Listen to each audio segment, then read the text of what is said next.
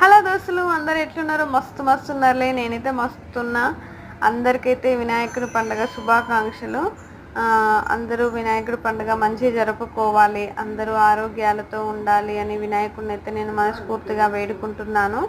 So మీ అందరి కోసం అయితే నేను ఈ మలేషియా వ్యూ అయితే వీడియో తీసానండి. మా బాల్కనీ నుంచి అయితే వ్యూ చాలా బాగా కనిపిస్తుంది, బాగా కలర్ఫుల్గా ఉంటుంది. నైట్ అయితే చూడండి, అక్కడ టెంపుల్ కనిపిస్తుంది కదా, అదైతే వినాయకుడి టెంపుల్. సో మార్నింగ్ నుంచి అయితే పూజలు అయితే చాలా బాగా జరుగుతున్నాయి. పొద్దున్నే 4 గంటలకి పాటలు పెట్టారు, వినాయకుడి పాటలు.